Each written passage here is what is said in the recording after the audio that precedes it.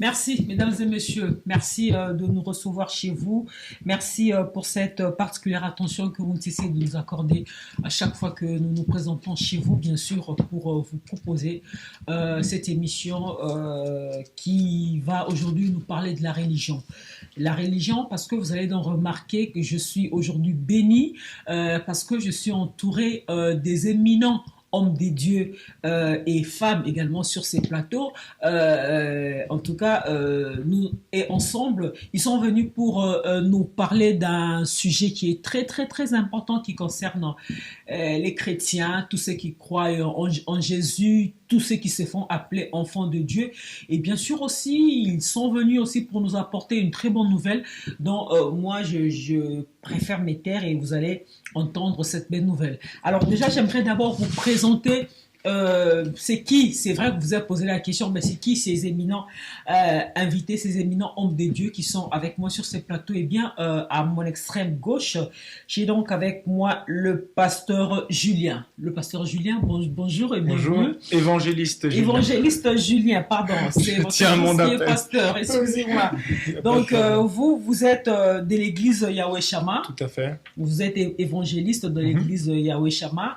Voilà, et à ma gauche, nous avons donc le pasteur Fifi, qui est donc l'épouse de l'évangéliste Julien.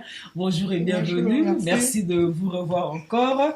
Et également à mon extrême droite, j'ai donc avec moi l'évangéliste Peter. Bonjour évangéliste Peter. Bonjour, Je rappelle que vous êtes évangéliste dans l'église des dieux vivants ici en France, précisément à Paris ou en province? À Paris. À Paris, d'accord. Et à ma gauche, j'ai donc encore un autre évangéliste. Lui, c'est l'évangéliste Joël. Bonjour et bienvenue. Merci beaucoup. Voilà, je rappelle que vous êtes évangéliste de l'église du Dieu vivant à Bruxelles. À Bruxelles, c'est ça. Voilà, ok. En tout cas, c'est avec mes invités que nous allons devoir un peu passer une demi-heure en train de parler de la parole de Dieu. Alors, vous êtes venu avec un sujet très très important, un sujet qu'on ne croise pas beaucoup dans des églises, un sujet que moi je dirais, ça n'engage que moi, que plusieurs pasteurs ne relèvent pas parce que vous savez, nous les chrétiens, quand nous venons dans des églises pour écouter la parole de Dieu, nous avons souvent l'habitude d'entendre les pasteurs nous dire nous prêcher le mariage, nous prêcher comment une femme peut être bénie pour tomber enceinte, pour les femmes qui n'accouchent pas. Nous avons souvent l'habitude d'entendre le pasteur nous prêcher comment avoir beaucoup d'argent. Nous avons la prospérité, voilà. C'est un peu rare de voir un pasteur qui nous prêche, qui nous parle de l'invasion évangélique. Moi, franchement, ce titre m'a beaucoup étonné. Évangéliste Julien, je commence par vous. Pourquoi l'invasion... En fait, d'abord, c'est quoi l'invasion évangélique? Alors, l'invasion évangélique, déjà, il y a deux mots. Donc, il y a le mot évangile qui est très important, puisque l'évangile, c'est la bonne nouvelle. Oui. Et la meilleure nouvelle de notre vie, c'est que Jésus est passé à la croix, que le Père nous a tellement aimés qu'il a donné donc ce Fils, son Fils unique bien-aimé. Et invasion, parce qu'on veut impacter en fait le monde entier. Oui. Et c'est une vision que un homme de Dieu, donc le prophète Néhéma Sikantenda, a eu de la part du Seigneur pour donc aller annoncer cet évangile de paix, cette bonne nouvelle. Et le Seigneur nous a connectés, lui et nous en fait, donc l'église du Dieu vivant Yahweh Shammah, justement pour aller annoncer cet évangile. Pourquoi c'est important? Parce que la parole de Dieu nous dit, quand Jésus est venu sur cette terre, on sait qu'il a passé quelques années ici, mais quand il est monté au ciel, il a donné une parole, et il a donné ça à tous les disciples, il y a 2000 ans, mais aussi en 2025, parce que la parole est vivante, et elle est aussi aujourd'hui, donc je vais lire ça. On est dans Marc chapitre 16 au verset 15. « Allez par tout le monde et prêcher la bonne nouvelle à toute la création. » Donc l'invasion évangélique, c'est en fait aller annoncer la vérité, parce que Jésus est la vérité, aller annoncer l'évangile, la bonne nouvelle, aux extrémités de la terre. Donc c'est pour ça que nous sommes là aujourd'hui ici, avec mes frères et mon épouse, et vous-même, pour ce programme donc, de l'Église du Dieu vivant qui va ouvrir ses portes là-bas à Lisbonne au Portugal, pour justement que l'invasion évangélique, donc l'évangile, se propage avant le retour du Christ. Attendez, il y a une chose qui m'échappe. Vous n'êtes pas de l'église du Dieu vivant qui est dirigée par le pasteur Sikatenda. Vous êtes de l'église Yahweh Shammah. Oui. Mais vous allez au Portugal avec l'équipe de l'église du Dieu vivant pour installer Exactement. Une autre église là-bas. En fait, nous, on vient en soutien parce que le corps du Christ n'a pas de couleur, n'a pas de nom. Absolument. Ça veut dire qu'on lit dans la parole de toute manière qu'il faut qu'on soit unis. La parole de Dieu nous dit dans Amos 3.3 comment deux hommes peuvent-ils marcher ensemble s'ils ne sont pas convenus, s'ils ne sont pas dans le même esprit. Donc l'esprit de Dieu qui réside dans le prophète Nemasikantanda, c'est le même esprit qui réside en moi, dans mon épouse et dans nos frères. Donc Dieu nous a unis pour soutenir ce programme et pour ouvrir. Nous ne sommes pas dans la rivalité. J'ai envie de dire, l'apôtre Paul parlait toujours de cet esprit de vaine gloire, de rivalité. Il n'y a pas de rivalité pour aller gagner des âmes. On doit avoir la compassion pour gagner des âmes. C'est ça le plus important. Absolument, ça c'est très bien dit. Et de toute façon, c'est le même livre que vous défendiez là. Ça s'appelle la Bible. Donc, c'est tout à fait normal que vous marchiez ensemble. Alors, évangéliste Joël, dites-moi un peu, parce que vous parlez trop de l'évangélisation, invasion évangélique. On entend le mot évangélique.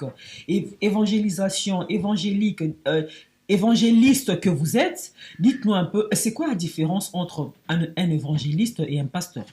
Bon, vous savez, la différence entre un évangéliste et un pasteur, l'évangéliste, lui, il est là plus pour apporter, il a un cœur de gagner des âmes.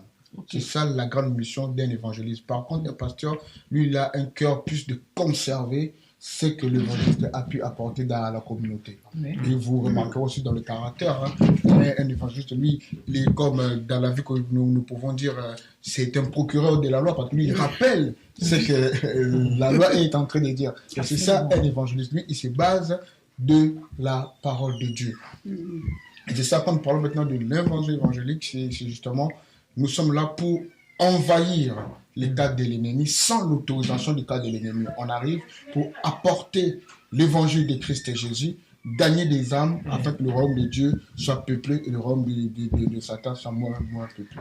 D'accord, merci beaucoup. Évangéliste Julien, évangéliste Peter, je me retourne vers vous pour savoir, toujours vous nous parlez de l'évangélisation. En tout cas, vous avez beaucoup à dire par rapport à l'évangélisation. Mais quel est l'impact de l'évangélisation chez un enfant de Dieu? L'impact de l'évangélisation dans la vie d'un enfant de Dieu ou dans la vie de celui qui ne connaît pas encore Dieu, ça apporte premièrement la connaissance profonde de Dieu. Parce que lorsqu'un évangéliste parle de la part de l'Éternel, apporte à cette personne la connaissance profonde de Dieu. Et cette connaissance de Dieu apporte ce qu'on appelle une lumière dans la vie de cette personne. Et cette lumière n'est rien d'autre que le Seigneur Jésus-Christ. Comme il dit dans le livre de Jean, chapitre 8, verset 12, que Christ est la lumière du monde. Celui qui me suit ne marchera pas dans le ténèbres, mais il marchera dans toute la lumière. C'est cette lumière qui vient éclairer les zones d'ombre de ta vie. C'est cette lumière qui vient transformer ton cœur. Vous savez, aujourd'hui, il y a plusieurs lumières sur cette terre. Il y a beaucoup qui parlent de lumière, lumière, lumière. Mais la lumière que moi je vous parle ce soir, ce n'est pas la lumière comparable aux lumières de ce monde. Mais la lumière que je vous parle ce soir, ce n'est rien d'autre que Jésus-Christ de Nazareth. C'est Jésus-Christ qui est capable de transformer le cœur de celui qui ne connaît pas Dieu. Nous, étant que les évangélistes, on fait notre part de parler de la part de l'Éternel. Mais lorsque tu l'acceptes, tu as la connaissance de Dieu, cette lumière va éclairer dans ta vie. Lorsque cette lumière éclaire dans ta vie, c'est ta vie qui est transformée. Toutes les zones d'ombre seront éliminées. D'accord. Merci beaucoup. Et merci beaucoup, évangéliste Peter. C'était vraiment très clair comme des lots. J'espère que nous avons très bien compris. Alors, évangéliste Julien, je reviens vers vous pour savoir, toujours en parlant de l'évangélisation, Si par hasard aujourd'hui vous vous trouvez devant un athée et vous voulez le convaincre à suivre la voie de Jésus, comment est-ce que vous allez procéder pour évangéliser cette personne? Vous savez, les athées sont vraiment difficiles à convaincre, hein. Comment est-ce qu'un évangéliste peut procéder afin de convaincre directement cette personne à suivre la voie de Jésus? Alors déjà, moi j'étais athée pendant 41 ans à 100%, donc je sais que c'est Dieu qui m'a convaincu. Comme il a dit, il y a plusieurs lumières, mais la parole de Dieu nous dit « Sois éclairé par le Christ ». Donc c'est la parole de Dieu qui peut nous éclairer. Et la parole de Dieu nous dit aussi que nous, on ne fait que planter, on ne fait qu'arroser, mais c'est Dieu qui fait croître. Je vais vous faire un petit témoignage par rapport à la question. Un jour, je parlais à 4 athées de mon expérience, de la parole de Dieu. Ils m'écoutaient comme s'ils étaient hypnotisés, en fait. Et ils m'ont tous dit, c'est bizarre, mais on croit ce que tu es en train de nous dire. Parce qu'en fait, la parole, c'est vivant. Et chaque âme, elle sait qu'elle est perdue sans cette lumière. Donc, en fait, nous, on fait juste notre travail. Il faut, comme je dis toujours, prier avant d'aller évangéliser, prier après l'évangélisation, que Dieu puisse faire croître ce qu'on a planté et arrosé pour que la lumière du Christ puisse grandir. Parce que moi, je ne convaincrai jamais personne. C'est Dieu qui convainc. Mais je voudrais juste prendre un verset. Je suis dans Romains chapitre 10 et je lis la deuxième partie du verset 14 qui dit « Et comment croiront-ils en celui dont ils n'ont pas entendu parler ? Et comment en entendront-ils parler s'il n'y a personne qui prêche ? Et comment y aura-t-il des prédicateurs s'ils ne sont pas envoyés ? Selon qu'il est écrit qu'ils sont beaux, les pieds de ceux qui annoncent la paix, de ceux qui annoncent de bonnes nouvelles. » Donc c'est ça l'évangile, c'est la bonne nouvelle et on est envoyé. Moi, j'étais athée totalement pendant 41 ans. J'étais sous médicaments psychotropes. J'avais des envies suicidaires. Et quand Jésus est venu dans ma vie le 27 novembre 2016, il a fait d'un dépressif un évangéliste. Très bien. Ça, c'est très bien dit, évangéliste Julien. Alors, maman Fifi, madame Fifi, vous êtes pasteur. Dites-nous un peu, moi j'aimerais un peu écouter votre témoignage parce que franchement les gens qui sont en train de nous suivre peut-être ils se posent la question de savoir mais vous êtes l'église Yahweh Shammah, mais comment est-ce que voilà, vous avez connu l'église des dieux vivants de Tsikatenda et vous êtes liés et maintenant vous faites route ensemble. Amen. Et pourquoi vous n'adhérez pas à l'église du dieu vivant de Tsikatenda pendant que vous y êtes? Merci beaucoup, c'est une très bonne question. Oui. En fait, nous sommes l'église Yahweh Shammah. Dieu nous avait dit déjà, ne vous mélangez pas. C'est-à-dire que, normalement, on ne va pas voir les autres. Aujourd'hui, pourquoi ne vous mélangez pas? Il y a beaucoup de fausses doctrines aujourd'hui. Il y a beaucoup des hommes de Dieu aussi, c'est pas avec beaucoup d'humilité, mais il y a beaucoup aussi qui se sont déjà retournés. Et on était en jeûne des 90 jours, mon mari et moi, vers 80 jours de jeûne, on était en prière, on dormait par terre, on ne mangeait pas tout ce qui est à base d'animal, poisson et tout balisson, on ne mangeait pas. Et un jour, après la prière, on s'est endormi par terre comme d'habitude. Et j'ai vu une vision nocturne parce que j'ai dormi. J'ai vu le prophète Nema Tsikatenda. Vous le connaissiez déjà avant de faire ce rêve? En fait, moi, je suis, comme je dis toujours, je suis 100% congolaise. Mais je ne suis pas trop dans le truc du Congolais, en fait. Oui, surtout que vous êtes marié à un Français, donc c'est un peu que même au niveau de pasteur et tout, je n'écoute pas trop les prédications du Congolais et tout, je suis plus un peu...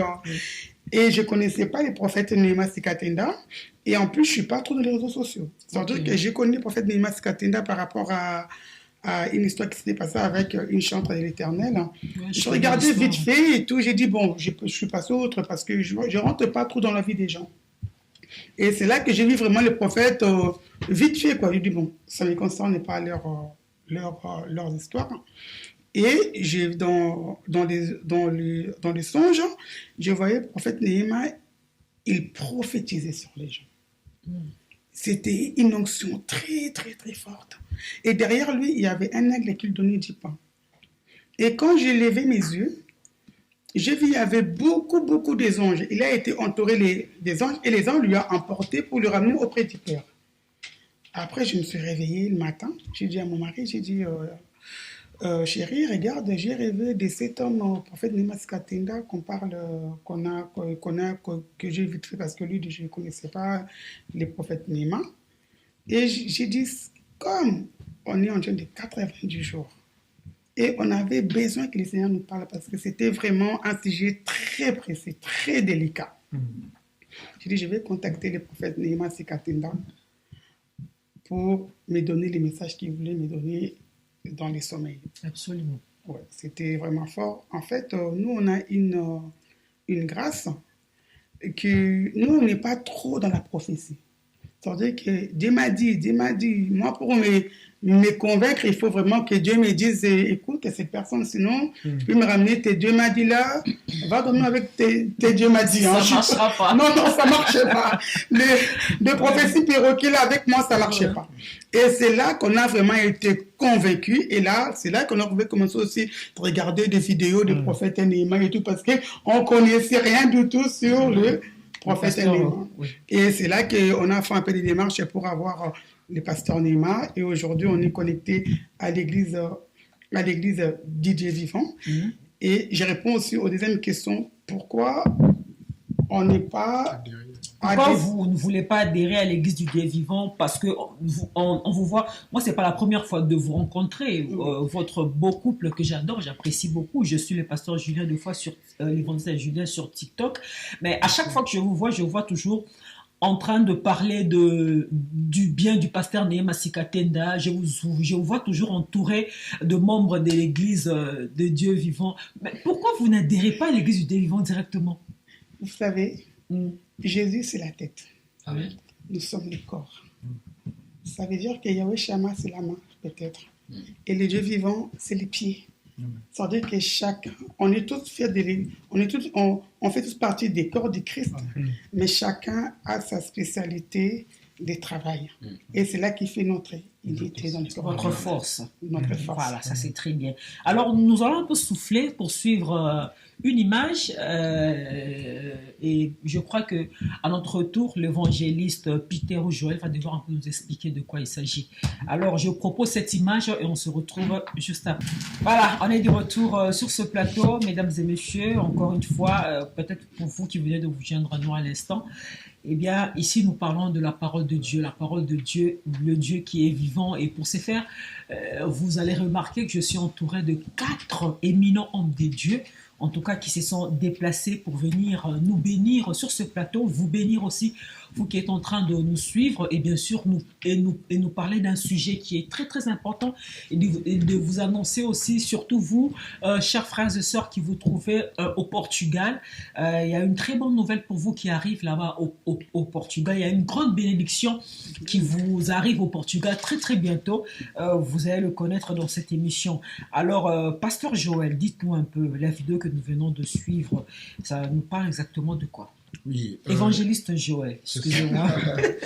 Je pense que nous avons vu la vidéo ensemble. Donc, la vidéo nous parle de 2 points. Le premier point, on nous parle que nous sommes tous un en Jésus-Christ.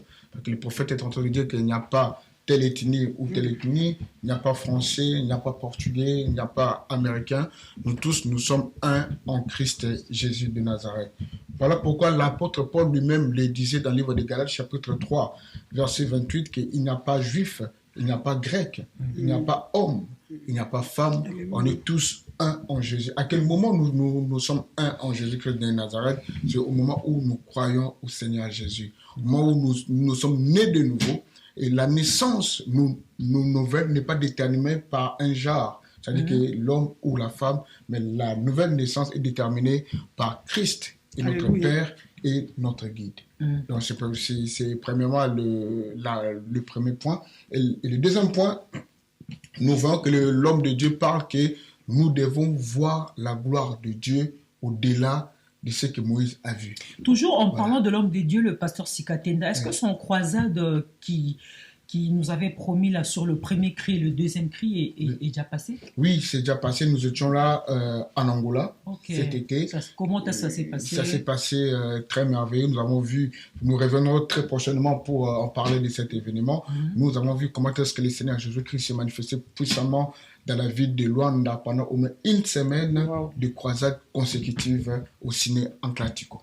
Absolument. Voilà. C'est ça. Merci beaucoup. Alors, évangéliste Joël. Il y a tellement beaucoup de choses. Si je monopolise la parole.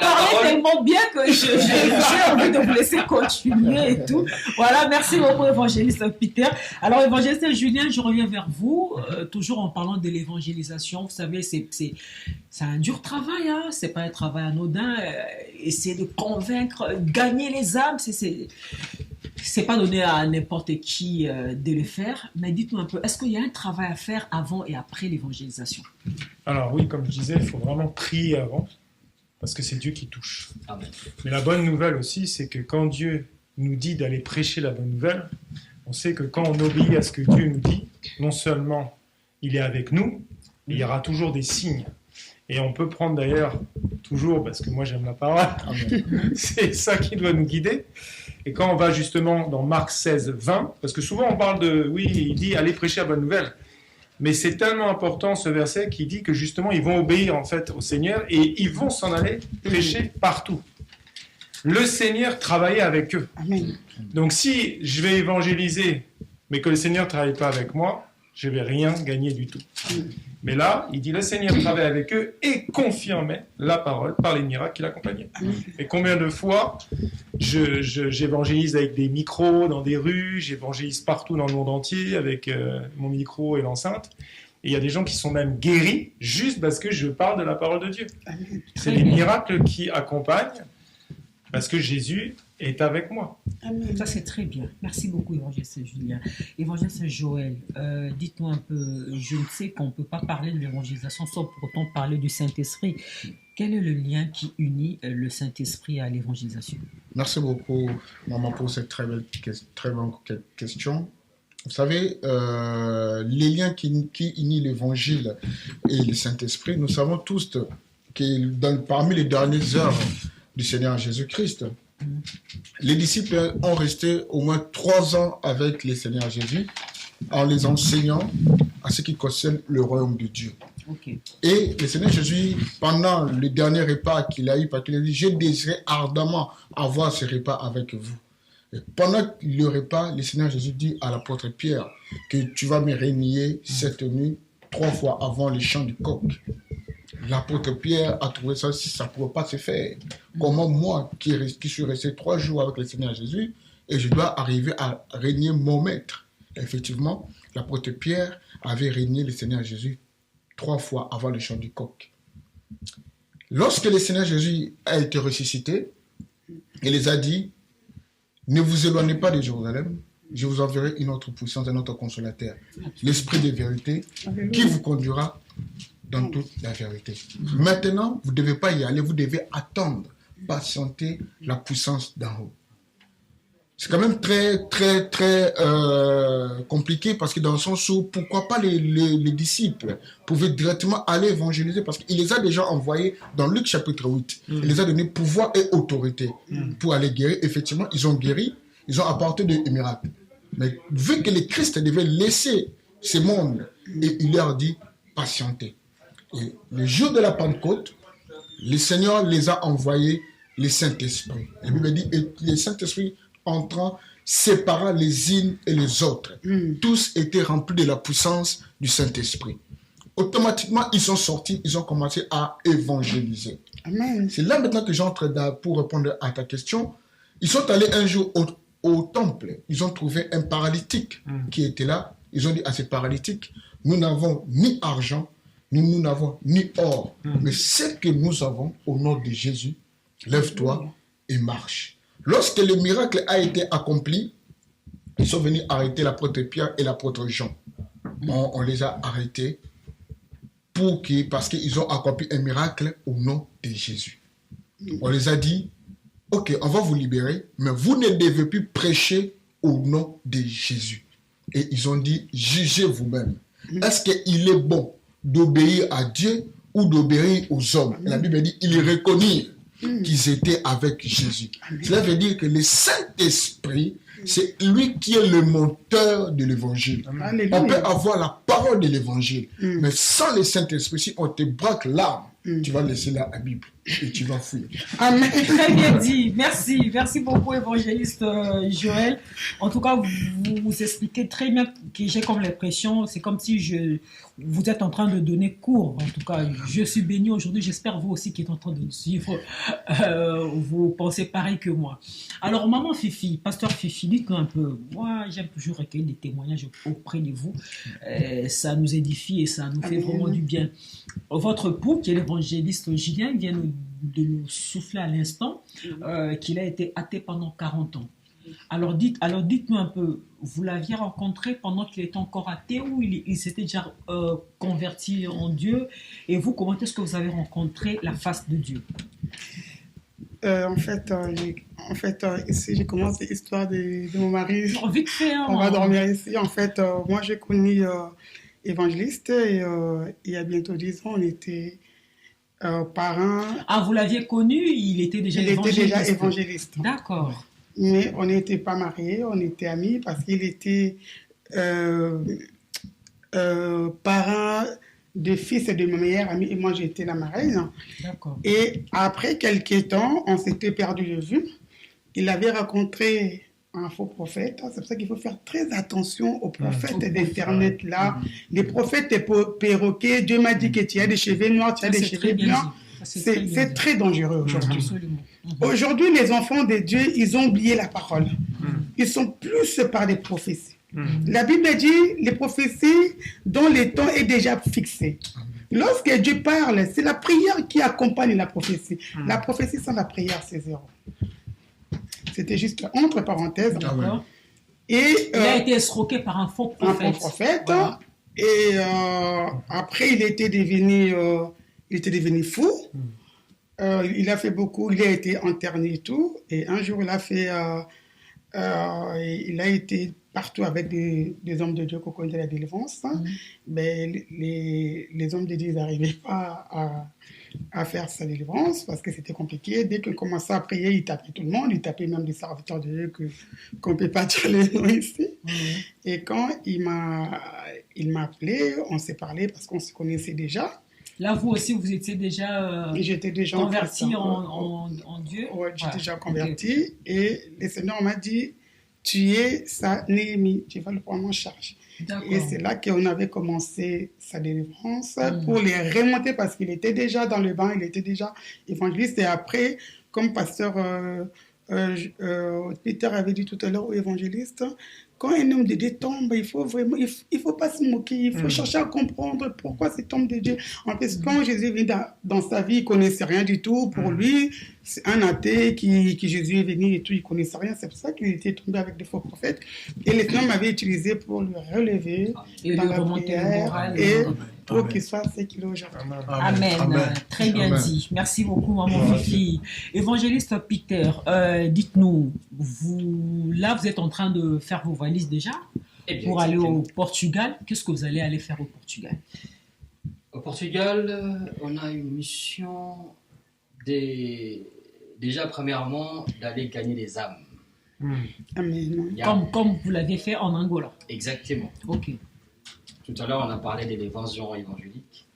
C'est entrer dans les camps de l'ennemi avec force. Dépeupler les camps de l'ennemi. C'est ce que nous allons maintenant aller faire au Portugal. Aller dépeupler le camp de l'ennemi. Gagner les âmes de Dieu, les âmes qui sont en train de souffrir en ces moments. Et faire l'ouverture officielle de l'église du Dieu vivant. Portugal. Amen. D'accord, donc là vous allez en profiter pour en faire d'une pierre deux coups, comme on dit, gagner les âmes et installer votre base, l'église EDV, au Portugal. Dites-nous un peu, en parlant de l'église du Dieu vivant de Sikatenda, l'église ici en France, vous avez combien de... On appelle ça comment, de permanence, je ne sais pas moi, combien de cellules? Ici, à l'église de Dieu vivant, en France, ouais. Nous avons l'église centrale, c'est ici à Paris. Ok. dans l'adresse de 27 rue de la Libération à Saint-Denis. Oui. Et nous avons l'église du Dieu vivant qui vient récemment d'ouvrir à Lyon. Amen. On l'a fait les descendre, il y a eu même des vidéos partout sur les réseaux sociaux, l'ouverture officielle de l'église vivant Lyon. Et Oui. maintenant, nous allons nous diriger au Portugal Amen. pour l'ouverture officielle de l'église vivant Portugal. D'accord. Donc, si je comprends bien, l'église du Dieu vivant est presque partout dans le monde. Hein. C'est ça la mission que Dieu a donnée à son prophète et à ses serviteurs, Amen. aller partout dans le monde, annoncer la bonne nouvelle dans toute la création. D'accord, ça c'est très bien. Alors, évangéliste Peter, je vais revenir vers vous, mais avant tout, j'aimerais d'abord que nous puissions voir la deuxième vidéo. Et vous allez devoir un peu nous expliquer qu'est-ce qu'il en est au fait sur cette deuxième vidéo. Alors, nous vous proposons cette image et on se retrouve juste après. Voilà. D'accord. Après cette vidéo, mesdames et messieurs, évangéliste Joël, dites-nous encore de quoi il s'agit dans la vidéo. Donc, dans la deuxième vidéo, nous voyons bien que l'homme de Dieu est en train de dire que Jésus-Christ de Nazareth est venu nous redonner l'autorité que l'homme avait perdue au jardin d'Éden. Oui. Quand il nous dit que l'autorité que l'homme avait perdue dans le jardin d'Éden, on peut comprendre que l'homme, ça veut dire que l'homme avait une autorité en lui. Oui. Effectivement, dans le livre de Genèse, chapitre 1, verset 27 à 28, Dieu dit « Créons l'homme à notre image, afin qu'il domine, afin qu'il assujettisse, afin qu'il oriente. » Et l'homme dominait sur la terre et l'Éternel venait de temps en temps communiquer avec l'homme. L'Éternel venait de temps en temps passer les messages avec l'homme parce que l'homme est fait de 3 dimensions. Donc, l'homme est fait premièrement de l'esprit, de l'âme et du corps. Ça, c'est avant que l'homme puisse perdre l'autorité au jardin d'Éden. Oui. Et lorsque la Bible dit que les serpents étaient l'animal le plus rusé du jardin. Alors, il est venu pour séduire la femme en lui disant « Dieu a-t-il réellement dit ?» D'accord. Vous savez, ma sœur, c'est ça le rôle du diable dans nos vies, de remettre toujours en question les promesses que Dieu a dit dans nos vies, de remettre toujours en question les paroles que Dieu a prononcées à travers ses serviteurs et les prophètes. Dieu peut te dire aujourd'hui que ma sœur, tu es guérie de ton cancer, tu es guérie de ton diabète, tu es guérie de la maladie incurable. Mais une fois que tu constates encore cette maladie, tu peux te remettre maintenant en question, est-ce que réellement Dieu a dit? Et c'est là qui pose problème. Nous avons vu pendant que Jésus était avec Pierre, Pierre a dit à Jésus, est-ce que c'est toi? Est-ce que je dois te suivre sur l'océan? Dieu lui a dit, oui, suis-moi. L'apôtre Pierre a sorti. Il marchait déjà sur les eaux, mais la Bible dit, lorsqu'il a vu le vent, la tempête, et il a commencé à douter. Pour dire cela, lorsque nous commençons à douter à la parole de Dieu dans nos vies, c'est en ce moment-là que le diable entre pour nous faire tomber par terre. Le diable a dit à la femme, Dieu a-t-il réellement dit? Ils ont commencé à échanger, nous connaissons l'histoire. La femme a mangé le fruit et il a donné à l'homme. Et automatiquement, Dieu, comme il avait l'habitude de venir parler à l'homme, il est arrivé et il a commencé à appeler Adam. Adam, Adam, où es-tu? Et nous connaissons Adam s'est caché. Or, la Bible nous dit que Dieu est omniscient et omnipotent. Donc, il savait parfaitement où l'Adam du corps s'est caché. Or, Dieu ne cherchait pas Adam qui restait, mais Dieu cherchait plutôt l'Adam qu'il avait créé au commencement. Alléluia. L'Adam qui était à l'image de Dieu. Et cet Adam-là était mort. Parce que Dieu avait dit, le jour où vous en mangerez, vous allez mourir. Et cet Adam-là était mort. Lorsque l'Éternel est arrivé, il posa Adam, où es-tu? Il dit, je me suis caché car je suis nu. Qui t'a dit que tu es nu? As-tu mangé le fruit que j'avais défendu? Il dit, la femme que tu as mis à mes côtés m'en a donné et j'en ai mangé. Et l'Éternel est allé vers la femme. Il posa la même question et elle répondit, les serpents m'en ont séduit. Si vous regardez bien le livre de Genèse, l'Éternel n'avait pas posé la question au serpent. Parce qu'il était absent au moment où Dieu avait donné l'autorité. Il ne faisait pas partie de la promesse de l'autorité. Il ne faisait pas partie de la lignée du pouvoir. L'homme qui était destiné, c'était l'homme et la femme et ses descendants. Voilà pourquoi, lorsque Jésus avait jeûné pendant 40 jours et 40 nuits, le serpent lui ramena encore des lieux très élevés. Le serpent lui dit, si tu te prosternes et tu m'adores, je te donnerai toute la gloire, toute l'autorité, car ça m'a été donné.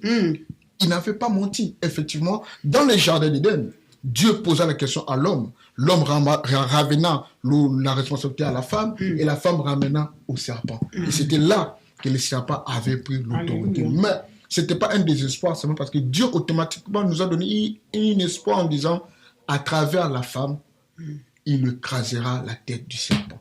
Voilà pourquoi lorsque Jésus est arrivé, il a écrasé la tête du serpent à la croix. Lorsqu'il est ressuscité, il nous a dit, tout pouvoir m'a été donné dans le ciel, sur la terre et sous la terre. Alléluia. Très bien dit en tout cas, évangéliste Joël. Alors, évangéliste Julien, dites-nous un peu, vous aussi, vous avez fait partie de la délégation qui s'en va au Portugal. C'est quoi le message clé que vous allez apporter au peuple de Dieu du Portugal? Moi, je vais parler de l'évangélisation. Et l'importance d'obéir à Dieu, justement, d'aller évangéliser. C'est la base de tout, en fait. En fait, moi, quand j'évangélise, par exemple, dans les rues, je comprends pas pourquoi on n'évangélise pas plus, puisque moi, j'ai le manteau d'évangéliste, mais on est tous évangélistes. Puisque quand il parle à ses disciples, il dit « Allez annoncer la bonne nouvelle ». C'est un peu comme si on me donne l'antidote de tous les cancers, des dépressions, et moi je garde ça chez moi et je mets ça dans le frigo et je n'utilise pas l'antidote. J'ai l'antidote de tout en moi, de la dépression, de toutes les maladies, et je ne peux que le proclamer. Il m'a appelé pour le servir, il m'a appelé pour proclamer ça. Et par rapport à ce qu'il nous disait notre frère, l'évangéliste Joël, je vais lire un verset par rapport à ce qu'il disait. On a un problème avec notre identité en Christ. Jésus a dit, je suis la vérité. Et Jésus nous a dit dans Luc 10, 19, voici, je vous ai donné le pouvoir de marcher sur les serpents, les scorpions, et sur toute la puissance de l'ennemi, et rien ne pourra vous nuire. Amen. Et le diable vient, comme il est venu dans ce jardin d'Éden vers Ève. Dieu a-t-il réellement dit ça? Dieu m'a réellement dit que j'ai le pouvoir de marcher sur toute la puissance de l'ennemi. Rien ne peut me nuire. Que 1000 tombent à mes côtés et 10 000 à ma droite, je ne peux pas être atteint. Et toute l'armée de Satan peut venir contre moi, mon couple. Ils ne peuvent rien faire. Et c'est ça qu'il faut aussi montrer à cette génération. Parce que l'acte des apôtres doit continuer. Dieu n'est pas un homme pour mentir. Il a dit, ce que moi j'ai fait, là, les signes qui suivront ceux qui auront cru, vous imposerez les mains aux malades, ils seront guéris. Ce que j'ai fait, vous ferez les mêmes choses que moi, même de plus grandes. Donc on doit pouvoir aller marcher sur l'eau, on doit pouvoir aller faire tout ce genre de choses que Dieu a fait, parce que le même Dieu qui a fait ça, il vit en moi. Il vit en la pasteur, mon épouse, il vit en mes frères, les évangélistes. Donc on doit démontrer cette puissance et fuir bien sûr le péché. D'accord, ça c'est très bien dit. Évangéliste Julien. Alors, évangéliste Peter, dites-nous, est-ce qu'il y a, en fait, quel est le lien entre l'évangélisation et la délivrance, entre l'évangélisation et le miracle? Vous savez, la Bible dit dans le livre de Marc, chapitre 16, verset 15, « Allez partout dans le monde, faites de nations mes disciples, et partout où vous serez, Dieu va vous accompagner. Les miracles vous accompagneront. Amen. Ceux qui auront cru en mon nom et qui seront baptisés seront sauvés.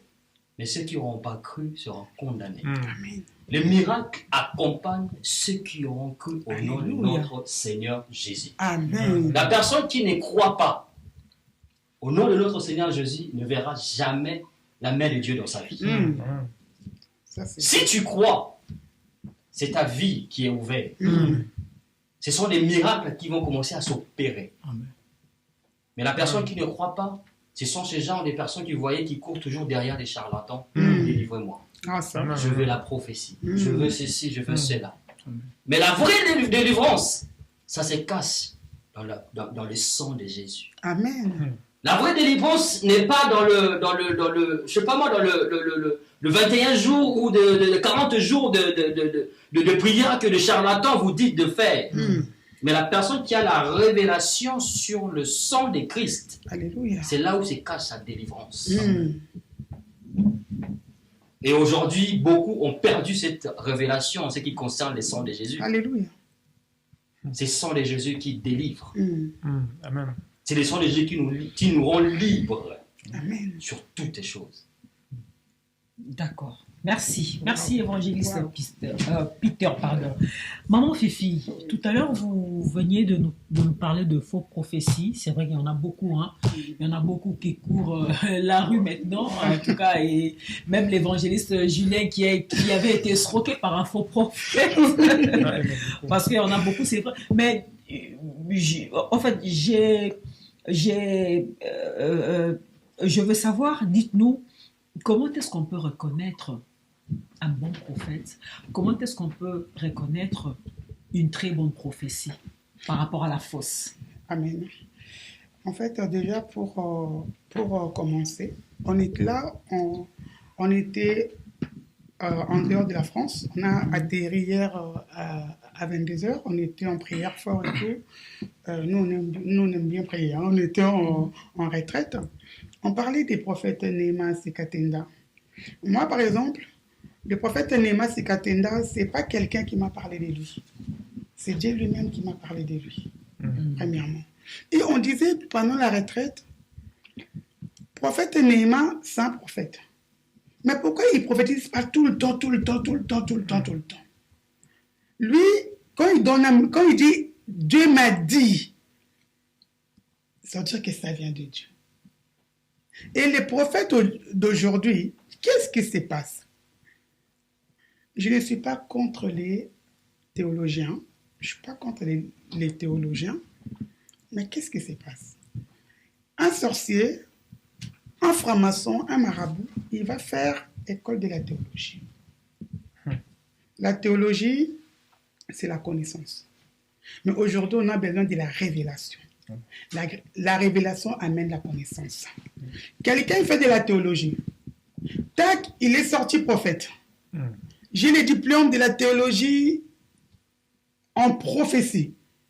Et tout ce qu'il va vous dire, ça vient de qui? On connaît un vrai prophète quand on a un esprit de discernement. Amen. On doit demander à Dieu cet esprit de discernement de comprendre. Et aujourd'hui, les enfants de Dieu, ils sont trop... Aujourd'hui, les peuples de Dieu sont trop collés à la prophétie. Ils ont oublié la prière. Or, c'est la prière qui ramène l'accomplissement de la prophétie. Et les vrais prophètes aujourd'hui sont maltraités. Les vrais prophètes aujourd'hui sont rejetés. La preuve, même quand, à l'église, quand on a parlé des prophètes Néhémas et Katenda, l'église disait non, c'est pas vrai. Moi, je parle aujourd'hui, de mon mari et moi, des prophètes Néhémas. C'est pas un homme qui nous a parlé des prophètes Néhémas. Lui, c'est un vrai prophète qui vient de Dieu. Et il a Jésus en lui. C'est pour cela que je tiens vraiment à dire aux enfants de Dieu, restez concentrés dans la prière. Arrêtez de parcourir à gauche, à droite. Prophète, prophétise pour moi. Comment tu peux demander à un prophète de prophétiser pour toi? Si le Seigneur a un message à te donner, il te donnera. Ce n'est pas à toi de dire à un prophète de prophétiser pour moi. Comme il veut, Et il y a même d'autres qui disent, donne-moi ton numéro de téléphone. Genre, le Seigneur n'a pas ton numéro de téléphone. Les peuples de Dieu, réveillons-nous. On a oublié les vrais évangiles. Même Jésus lui-même, il prophétisait pas tout le temps. Même au temps des prophètes. La Bible dit, lorsque Samuel est parti oindre David, même les gens, dès qu'ils ont vu Samuel, disaient, mais qu'est-ce qu'il va dire? Mais aujourd'hui, il n'y a plus la crainte et la prophétie. c'est un mot très fort et puissant. Aujourd'hui, les diables est en train de banaliser les mots prophéties. Les mots prophéties aujourd'hui n'ont plus d'importance. Et surtout que plusieurs prophéties d'aujourd'hui, plusieurs prophètes aujourd'hui ne prophétisent que sur de biens matériels. Et ça aussi, ça devient très inquiétant pour le peuple de Dieu. La Bible dit, cherchez premièrement le royaume des cieux. Et la Bible dit dans le livre de Habakkuk 2, la prophétie dont les temps est déjà fixé. Ça veut dire que si tu veux que la prophétie s'accomplisse, c'est dans ta vie. La prophétie, c'est les genoux. La prière. Lorsque Jésus est sorti des 48 jours, la Bible dit dans le livre de Luc 4, qu'il était revêtu du Saint-Esprit. Quelqu'un qui est revêtu du Saint-Esprit, il ne va plus regarder à gauche, à droite. Le Seigneur nous parle. La Bible dit, le Seigneur parle tantôt d'une manière, tantôt d'une autre. Lorsque nous sommes dans les profonds sommeils, combien de fois Dieu t'a parlé? Combien de fois Dieu t'a dit des choses, mais tu ne comprenais pas parce que Dieu même te cherche. Adam, tu es où? Ma soeur, tu es où? Dieu veut te parler. Il faut avoir des oreilles spirituelles pour comprendre. Il y a un verset qui dit, pour comprendre la trace des serpents sur le rocher. La trace des navires dans l'eau. Il faut avoir l'œil spirituel pour dire non, ça ne vient pas de Dieu.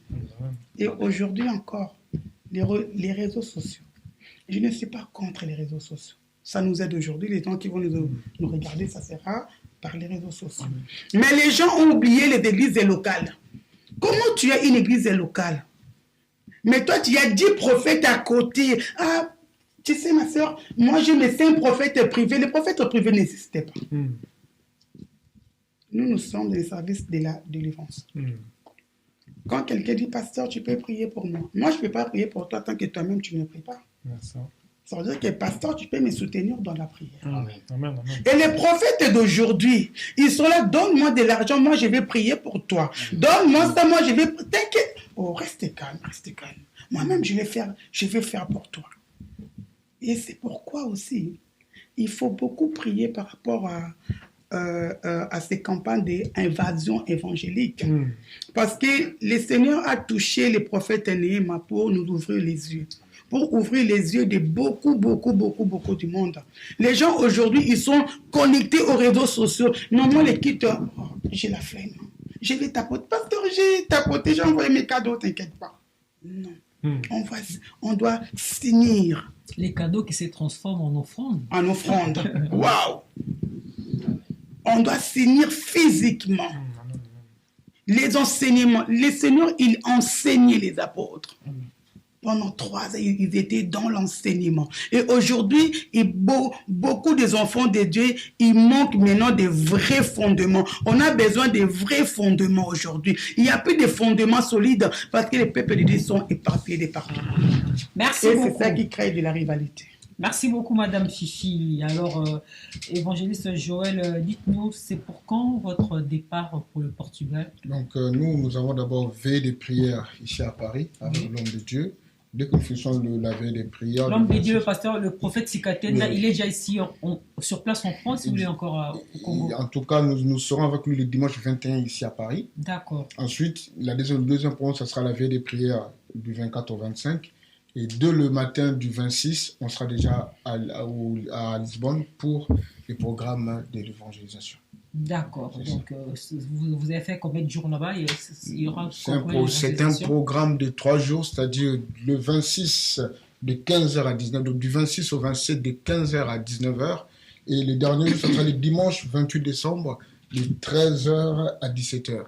Si le peuple de Dieu souhaiterait contacter l'administration au Portugal, c'est au plus 351 961 351 853. Voilà, merci beaucoup évangéliste Joël. J'espère que vous allez aussi amener une équipe de presse, pourquoi pas notre équipe de presse à nous. Il y a Fire Basket qui est là, il y a moi qui suis là pour couvrir l'événement. Ça sera une très bonne chose pour montrer au peuple de Dieu qu'est-ce que vous êtes allé exactement faire au Portugal. Amen. Parce que nous voulons de preuves, n'est-ce pas, Fire Basket? Amen. Nous voulons de preuves. Voilà. Alors, nous sommes arrivés à la fin de cette émission. Vous parlez tellement bien que je n'ai pas envie de vous laisser partir, mais nous sommes pressés par le temps. Me fait signe à la réalisation. En tout cas, nous allons clôturer cette émission par un mot de la fin par chacun. Je commence par l'évangéliste Peter. Un mot de la fin et merci d'être venu dans cette émission. Merci beaucoup, ma sœur. Oui. Je bénis le peuple de Dieu partout là où vous me suivez dans le monde. Vous savez, Dieu est encore avec ses serviteurs. Dieu traite encore les alliances avec ses serviteurs. Amen. Et aujourd'hui, Dieu a traité l'alliance avec son serviteur, le prophète Néhéma, qui est la bouche de l'Éternel pour son peuple aujourd'hui. Ne manquez pas à ces rendez-vous, le dimanche 21. Il sera là avec nous. Dimanche 21 décembre. Le 21 décembre, Voilà. le prophète Néhéma sera là avec nous Oui. au 17 boulevard de la Libération à Saint-Denis et le 24 à partir de 22h. Ne manquez pas. La main de l'Éternel va se manifester. Amen. Dieu parlera à travers son serviteur. Et tout le peuple de Dieu de Lisbonne, et j'invite même la communauté de Yahweh Shammah. Ne manquez pas. Amen. L'évangéliste Julien aura la parole pour parler de la part de l'Éternel, évangéliser de la part de l'Éternel. Ne manquez pas le 26, le 27 et le 28. 3 jours. La main de Dieu sera au rendez-vous. Que Amen. Dieu vous bénisse. Merci beaucoup. Alors, je travaille directement par là. Je donne la parole à l'évangéliste Julien. Un mot de la fin. Qu'est-ce que vous dites au peuple de Dieu qui vous suit à l'instant pour finir cette émission? Alors moi je dis, il y a des programmes qu'il ne faut pas louper, il y a des programmes qu'il ne faut pas manquer, parce que c'est un programme, moi je proclame et je décrète en tant que serviteur de l'Éternel, on sert un Dieu de l'extraordinaire, et ça c'est un programme extraordinaire. Amen. Donc que tu sois au Portugal ou même ailleurs, tu peux te déplacer. Parce que depuis le temps de Jean-Baptiste, ce sont les violents qui s'emparent du royaume des cieux. Toi qui connais du monde au Portugal aussi, parle de ce programme. Dieu a suscité son prophète, Néhéma Sikatenda, pour que justement la parole de Dieu, la vérité, puisse venir là-bas sur le sol portugais. Donc déplacez-vous et vous verrez ce que Dieu fera dans vos vies. Cherchez Dieu, il est la solution à tous tes problèmes et à tous les problèmes de ta famille. Donc vraiment, ne loupez pas ce programme des 3 jours, 26, 27, 28 décembre, là-bas à Lisbonne. On vous attend, mais surtout, c'est Dieu qui t'attend là-bas. Amen. Très bien dit, évangéliste Julien. Évangéliste Joël, je rappelle que vous êtes de l'Église des Dieux Vivants, succursale de Belgique, à Bruxelles, comme on dit. Donc, je crois que tous les Bruxellois qui sont en train de suivre cette émission sont vraiment bénis aujourd'hui par votre présence. Merci d'être venu et un mot de la fin pour cette émission. Qu'est-ce que vous allez dire? Bon, je vais donner toujours l'invitation au peuple de Dieu et que le temps, en tout cas, est accompli et que le monde entier va bénéficier de la grâce que Dieu a fait à son prophète Néhéma Sikatenda. L'Église du Dieu vivant, nous sommes à Londres, en France, en Belgique, en Espagne. Maintenant, nous allons ouvrir... Et dans les 26 provinces de Kinshasa aussi. Et du Congo. Là, nous ne parlons même pas de l'Afrique parce que nous avons conquis déjà les terres africaines. Amen. Maintenant, c'est les terres européennes que nous sommes là. Donc, l'ouverture officielle de l'Église du Dieu vivant du Portugal. Et à partir du 26, 27, 28, nous allons bénéficier des interventions du pasteur Julien qui est là au plateau, de l'homme de Dieu, le prophète Néhéma Sikatenda. Venez nombreux partout où vous êtes, aux alentours du Portugal, aux alentours de Lisbonne. Venez nombreux pour expérimenter la main puissante de notre Seigneur Jésus-Christ. Merci beaucoup. Alors, maman Fifi, pour finir avec vous, une maman qui va terminer et bénir la fin de cette émission. Amen. Amen. Merci beaucoup. En fait, je vous bénis dans le nom de Jésus. Et il y a des gens qui posent la question, mais comme notre sœur a dit, pourquoi Yahweh Shammah, vous vous attachez à EDV, mais ce n'est pas le même église. Oui. Vous savez, là, c'est l'ouverture des EDV en Portugal. Ce n'est pas pour les prophètes et cette église. C'est Dieu. Amen, amen. C'est-à-dire que si tu peux être n'importe quelle église, mais viens expérimenter la puissance de Dieu. Alléluia. Amen. Nous allons faire ces programmes, non pour élever un homme, mais pour élever notre Jésus. C'est pour cela qu'on s'est mobilisés tous de venir écouter la bonne parole que le Seigneur a mis au travers de son prophète. Et l'évangéliste aussi va prêcher dans le nom de Jésus. Que Dieu vous bénisse. D'accord. Merci beaucoup, mesdames et messieurs. Vous avez donc suivi cette émission. C'était donc pour la gloire de Dieu. C'était surtout spécialement pour annoncer la bonne nouvelle au peuple de Dieu qui habite le Portugal que les hommes de Dieu sont en train de venir. Ils seront donc chapeautés par le prophète Nemasika Tenda pour venir installer d'abord, évangéliser, gagner les âmes et installer une église au Portugal. Ça sera donc du 26 au 28 décembre 2025. En tout cas, ne ratez pas la bénédiction de la fin de l'année. Je crois que Dieu va vous réserver beaucoup de surprises. Moi, je vous dis déjà merci et au revoir. On se revoit très très prochainement, peut-être à votre tour. Peut-être nous allons partir ensemble avec vous. Amen. Amen. Chez moi, voilà. Amen. Merci beaucoup et on se retrouve très prochainement. En tout cas, d'ici là, portez-vous bien et prenez soin de vous car chaque jour est une vie. Au revoir. Amen. Merci. Merci.